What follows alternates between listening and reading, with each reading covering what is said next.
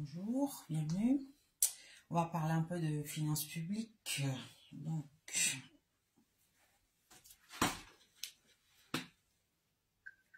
toujours bien s'hydrater, c'est important.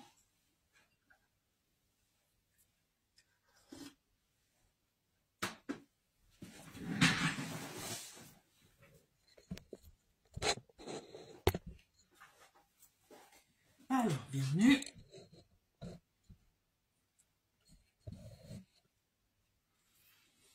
On va parler un peu de finances publiques. Alors, qu'appelle-t-on finances publiques? Donc, les finances publiques, c'est l'ensemble des règles qui gouvernent les finances des administrations publiques, à savoir l'État, les collectivités territoriales et l'administration de la sécurité sociale. Donc, les finances publiques regroupent les dépenses et les recettes de l'État. Je crois que je suis mieux debout, hein, franchement.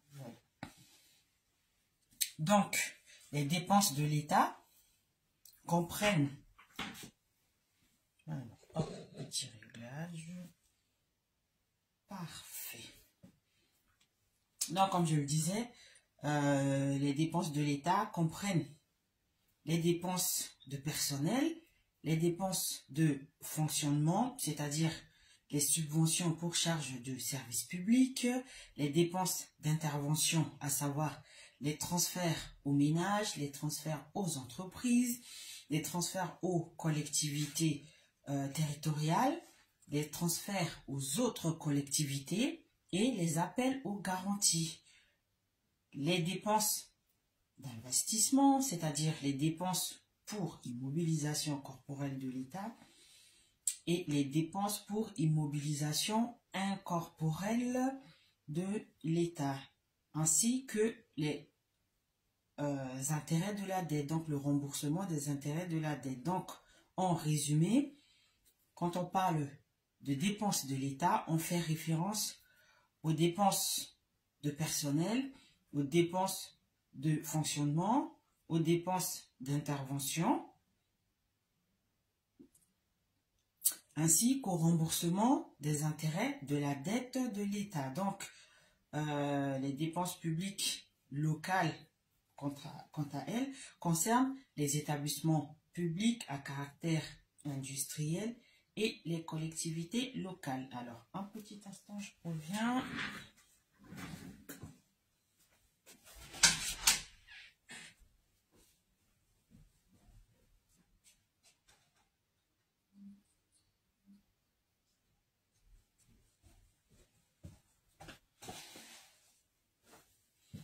Désolé, quelque chose à régler d'urgence. Donc,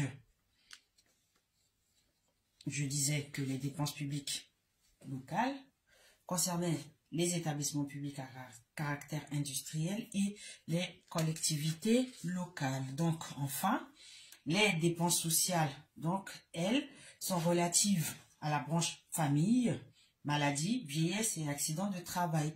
Mais on peut aussi inclure dans ces dépenses-là le fonds de solidarité vieillesse. Donc, voilà ce qu'on appelle les dépenses publiques. Donc, comme je l'ai dit en définition et en introduction, c'est l'ensemble des règles donc qui permettent de gérer les finances des administrations publiques. Donc, dans ces finances publiques-là, on regroupe les dépenses et les recettes publiques. Et donc, je disais que les dépenses concernaient les dépenses de l'État, les dépenses publiques locales, donc en ce qui concerne les établissements publics à caractère industriel et les collectivités locales, ainsi que les dépenses sociales. Maintenant, en ce qui concerne les recettes publiques, elles sont constituées principalement de prélèvements obligatoires. Donc, les prélèvements obligatoires, c'est l'ensemble des impôts et cotisations sociales prélevés par les administrations publiques. Donc, on peut les classer en deux catégories. Premièrement, on a les recettes fiscales. Ce sont les impôts directs, à savoir l'impôt sur le revenu, l'impôt sur les sociétés, et les impôts indirects, à savoir la TVA principalement, donc la taxe sur la valeur ajoutée, et ce qu'on appelle la TICPE, c'est-à-dire la taxe intérieure de consommation des produits énergétiques. C'est principalement le cas des taxes qui sont prélevées sur, par exemple, le carburant. Lorsqu'on fait un plein d'essence ou de gasoil, on a pratiquement la majorité du prix à la pompe qui est composé de taxes. Et donc, ces taxes-là vont dans les caisses de l'État et constituent une des sources principales des recettes de l'État. C'est même la quatrième source des recettes de l'État.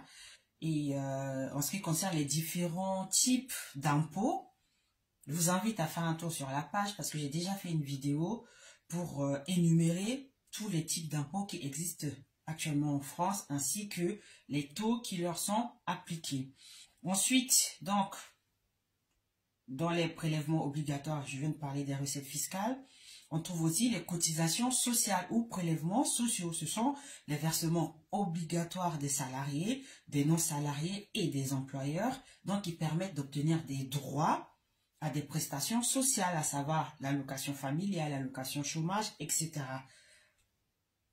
Ensuite, après les prélèvements obligatoires, on a l'emprunt. Donc, l'emprunt sert soit à financer les investissements des collectivités locales, soit à financer le déficit du budget de l'État. Et enfin, on a les recettes non fiscales. Donc, ce sont toutes les recettes qui ne sont liées ni à l'impôt, ni à une taxe. Donc, elles proviennent des ressources du patrimoine de l'État, des revenus de l'activité industrielle et commerciale de l'État, parce que l'État, c'est un propriétaire de beaucoup de bâtiments qu'il revend, qu'il loue, etc., ou des terrains. Ensuite, l'État a des activités commerciales et industrielles, par exemple les chantiers de construction navale ou alors l'industrie de l'armement. Et les recettes non fiscales proviennent aussi du paiement des amendes, hein, les PV, les forfaits pour stationnement non payé, etc., où les radars flashent les gens. Toutes ces recettes constituent des recettes non fiscales ou alors des jeux. Les jeux, par exemple les paris en ligne, les pronostics concernant les courses de chevaux. Tout ça, en fait, toutes ces taxes constituent des recettes fiscales pour l'État. Donc, en gros, quand on parle de